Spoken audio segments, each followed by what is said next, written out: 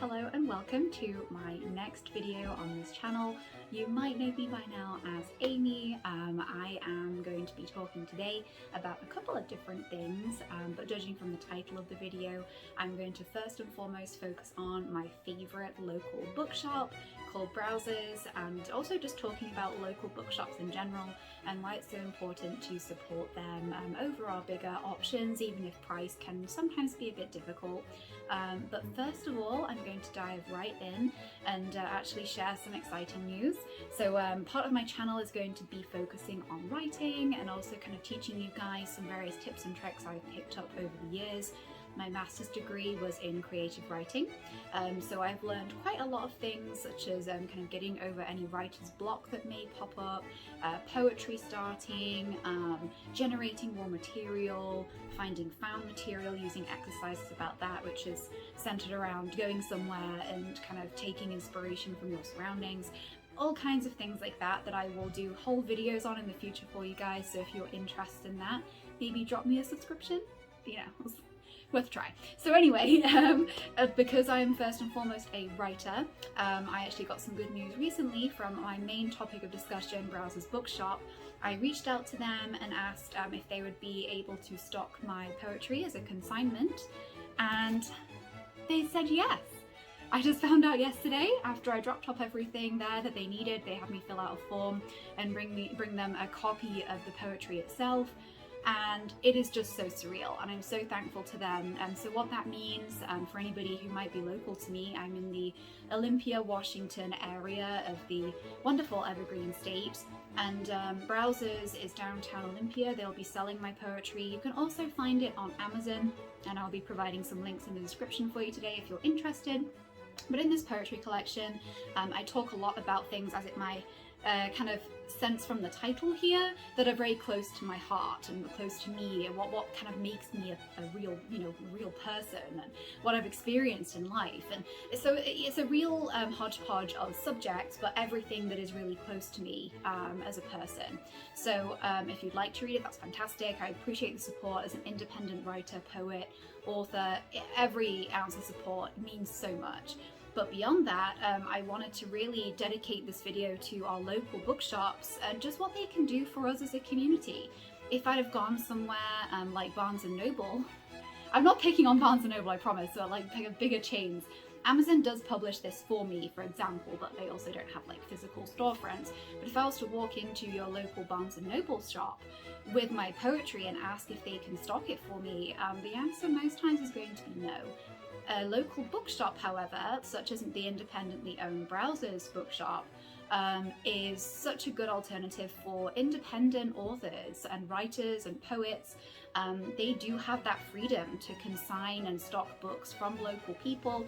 Browsers especially have shown a real pride. They have whole sections in their store for displaying and showcasing local talent, which is fantastic, and it means so much to me and to other local authors and writers and poets. I'm going to start generalizing to writers, because that does encompass everything, to be able to have that platform, because it's so difficult now with how much work is out there, how many avenues you have to go down.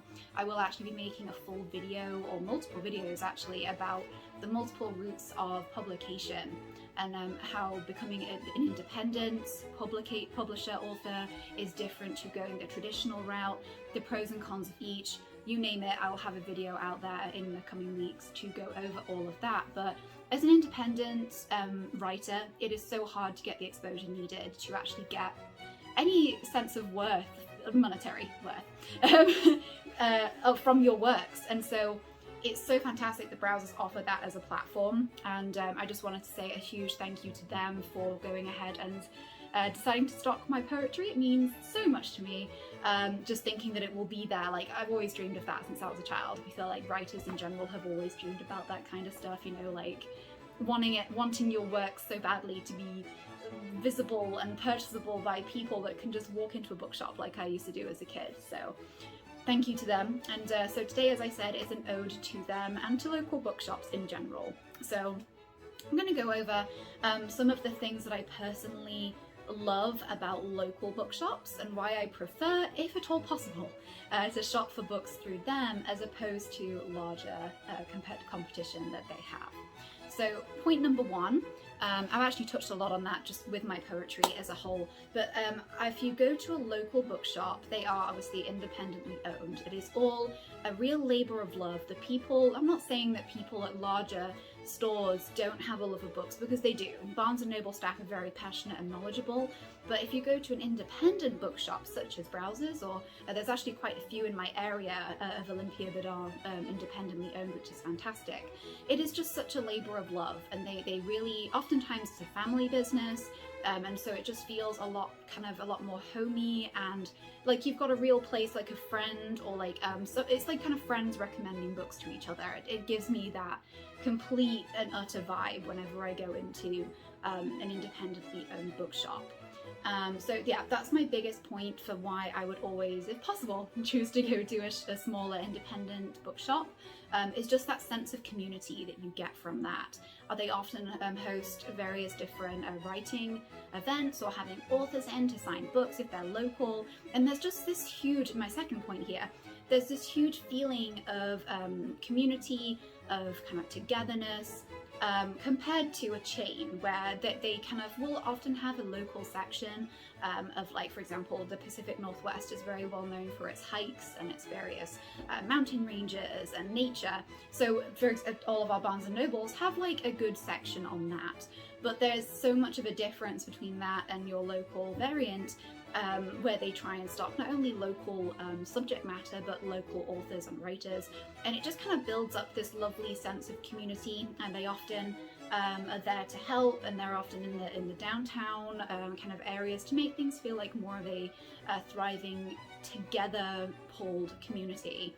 My third point is oftentimes the level of care that is put into displays and put into the types of books available. So for example, because I know, and I go to Browser's as my primary my primary book fix, shall we say. Whenever I am able to go and spend money on books, I love to go down there and browse, and as it, you know, in the name says, Browser's, it's such a lovely environment for that. But they have quite a good selection in your local, provided they're able to do that outreach, and they often stock a lot of second-hand books. So even though, and you know, I'll be the first to admit, a local bookshop does often upsell, they have to put quite high kind of price tags on books that they sell in order to make that profit, since they are just an independent storefront in that way. They have the option of people coming in with book donations that they can then sell for a lower price. It's a second-hand, much-loved book. There is something very special about having a pre-owned book. I actually tried to buy a lot of my books pre-owned if possible. I don't have an example to, oh, I think I do. Yes, for example, one of the books I talked about in my last video, The Town of French in the Woods, I did get this second-hand. And I got this, albeit from thrift books, but Browser's, I found out recently, also offers a pre-owned section. So now I'm just going to go there to go and buy my pre-owned books. And their website as well, for example, has a whole section of any book donations they receive that they can then sell on for a less price than a brand new book straight off the press, as it were. So there is that often flexibility with a locally owned bookstore, in that they have the room to do that. Barnes & Noble, not so much. They have to print, or rather display, any books that they have kind of contracts with, consignment publishers, and so on.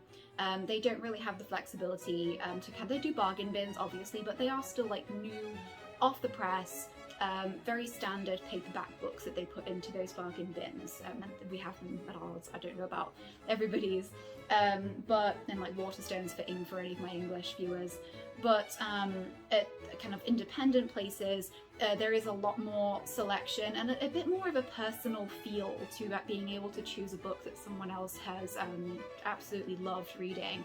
I kind of tried to get, albeit, you know, very readable copies, and nothing with smudges in or damages to the pages. But I tried to get as many pre-loved books as possible, so you can tell that someone has read and absolutely loved this book and cherished it.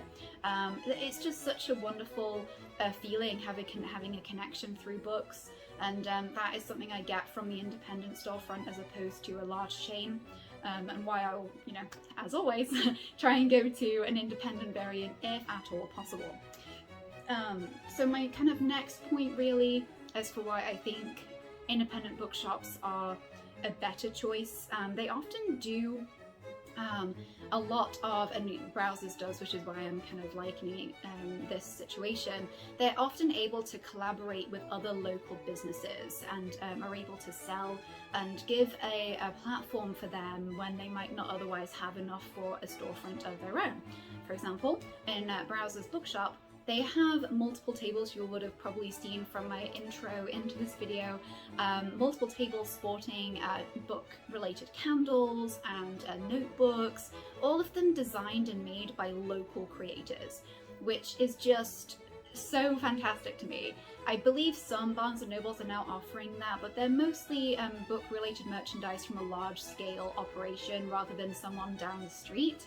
And so I really like that personal touch, that feeling that if I'm looking for gifts for somebody who, I mean, a lot of my friends are, they love books, so it makes it rather easy for me to shop. I can just go into my local bookshop and not only find some beautiful books around, but also gifts and things that are very thoughtful, and shopping small in general. And that brings me to my kind of, I guess, last point, unless I think of anything else off the top of my head, as to why I prefer the independent bookshop, is that shop small that we actually heard a lot of last year during 2020 as the, God forbid, pandemic swept through everybody and completely changed our lives. The shop small mantra has been fading because, I get that budgets are tighter than they were a couple of years ago due to last year's upheaval. But being able to shop small, it just really kind of brings a lot more to your local area. Like I said, somebody who made the candles in Browsers could be from just a few doors down in an apartment where they're making this and trying their best to make it big so they can just subsist on something they love to do. And it just feels, and it really helps a lot more people than going oftentimes for the cheaper, unpersonalized, kind of almost empty feeling option of going for something that is readily available, you can get in 2 days delivery. It often will unfortunately come damaged because there's a huge rush and a huge short on postage right now across multiple places. US and I believe UK is having the same problem. It just feels nice to be able to support your local storefront. It's going back into the community you live in.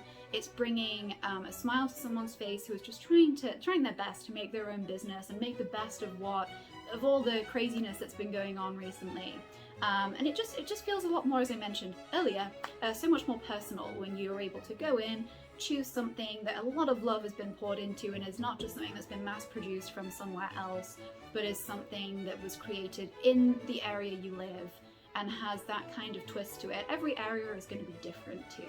So for example, in Pacific Northwest, we have a lot of evergreen trees. So it's just something so nice to be able to get someone a piece of where you live and what's close to your heart. And that is what a lot of our independent bookshops and bookstores can offer. Not only those books that someone from just across town had read and loved but needed to donate due to lack of space or moving, so that to pass on to someone else to love and enjoy, but that feeling of really kind of coming together as a community. It's no longer just figures that go into a kind of pool of money by getting something mass produced elsewhere. It can make someone's whole day, the fact that one of their candles was sold. So when they next come into the shop that was holding their candles there for them, in this case Browsers is my example, and they've got some royalty that they can take home. I mean, it's such a lovely feeling. And it's not just about feeling good about like what you've done, that you're helping people and therefore you should feel great, and it's all, something higher than just getting a gift for someone else. It just helps everybody, and it kind of adds up that level of personality and quirkiness and just personal touch that I've been really talking about thus far in the video, that you don't really get by shopping online. And I get the convenience is fantastic, but you might be surprised that your local bookshop or bookstore that is independently owned actually has their own website. that you can shop through. If you're not able to go in, you can browse online, have a look at what they have to offer, see what postage options they offer, or if they do a pickup service, for example. There are so many ways to support smaller, locally owned bookshops now than there ever was in 2019 before the pandemic hit. And that to me is magical. It means that people are so excited about books and about that kind of community sharing aspect of books and reading that we often forget by reading a book. It is a very solitary activity. But then there are things like book clubs that exist, and your independent bookshop might actually host a book club where you can meet new people and gain friendships that will last a lifetime. There isn't really that kind of thing at your local Barnes & Noble. I'm so sorry, Barnes. I keep picking on Barnes & Noble today. That is not my intent. I love going to my local Barnes & Noble too. But between local bookshops being able to do so much for their community, local writers, local creatives, and really kind of making this hub, this heart of a community, is all about what this video is. And for that, I am immensely grateful to Browsers for stocking my poetry book, which is, hint hint, it is available now online on Amazon if you like.